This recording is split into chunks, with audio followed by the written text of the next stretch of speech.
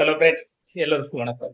இந்தியாவின் பரம எதிரி பாகிஸ்தான் அணி வெளியே மகிழ்ச்சியில் இந்திய ரசிகர்கள் இருக்கிறார்கள் என்றால் அது இல்லை. ஏன்னா நமக்கு வேர்ல்டு மேட்ச் வந்தாலே நமக்கு பாகிஸ்தான் சூழலுக்கும் தான் அதோட பலம் இந்தியாவுக்கு புரியும். இந்தியா பாகிஸ்தான் போகும்போது அதோட தெளிவு நமக்கு தெரியும். அப்படித்தான் இந்தியா பாகிஸ்தானோட மேட்ச் நமக்கு சுத்தி இருக்கும்.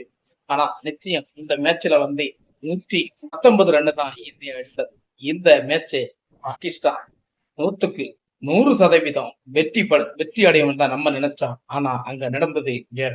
இந்தியா பவுலர் அப்படி எல்லாமே திருப்பி போட்டார்.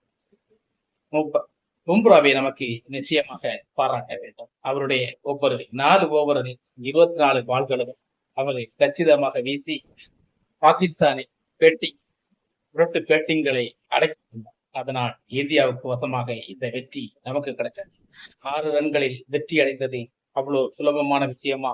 பாகிஸ்தான் எதிரணி பேட்டிங் இதனையும் கொஞ்சம் வீக்காக இருக்கிறது.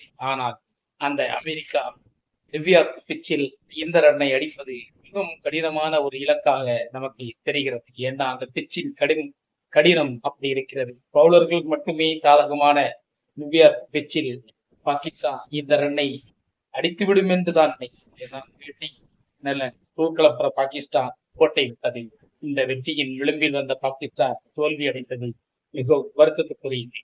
இந்த வருத்தத்தில் பாகிஸ்தான் ரசிகர்கள் அத்தனை பேரும் அழுது கொண்டார்கள். கிரிக்கெட் வீரர்களும் அழுதார்கள். கடைசியாக அழுது சென்ற போது ரோஹித் சர்மா அவர் தோளில் தட்டி அவரை ஆறுதல் படுத்தியது உண்மையிலே அது பாராட்டக்கூடியது, அது பெருமைக்குரியது, அது மகிழ்ச்சிக்குரியது. ஏன்னா ஒரு எதிரியாக இருந்தால் நமக்கு நண்பன் என்பதை மீண்டும் ரோஹித் சர்மா நிறைவேற்றியிருந்தார். இந்த ஆளுமை இந்தியாவில் அதை நண்பனாக பார்ப்பதுதான் இந்தியாவின் ஒரே வழியாக பார்க்கப்படுகிறது. இந்த மேட்சின் திருப்பங்கள் நமக்கு பல விளக்கங்களை சொல்கிறது. ஆனால் இந்த மேட்சை பொறுத்த வரைக்கும் நமக்கு எதிரணி டீமை விட்டு போக போகிறது என்று நாம் நினைக்கிறோம். இன்னும் 2 மேட்ச் மிச்சம் இருப்பதனால பாகிஸ்தானால் என்ன செய்ய முடியும் என்பதை நமக்கு பொறுத்திருந்தால் பார்க்க முடியும். விளையாட்டை கணக்குப்படி பார்க்கும்போதுதான் பாகிஸ்தான் உள்ள வர முடியுமா வெளியே போகுமா என்று சொல்ல முடியாத இதுல இருக்கு. ஆனா பார்ப்போம், பொறுத்திருந்து பார்க்கலாம் இந்த மேட்ச் எப்படி வரப்போகிறது. இந்த வேர்ல்டு கப்பில் பாகிஸ்தான் அணி 180% வெளியே போகும் முடிவுள்ளதான் இருக்கிறது. ஆனால் 20% அவர்கள் எப்படி காப்பாற்றிக் கொள்ளப் போகிறார்கள் என்பதை பொறுத்திருந்து பார்ப்போம். பாகிஸ்தானை வெளியே அனுப்பும் இந்திய ரசிகர்களுக்கு இது பெரிய மகிழ்ச்சிக்குரிய விஷயமாக இருக்கிறது. மறக்காம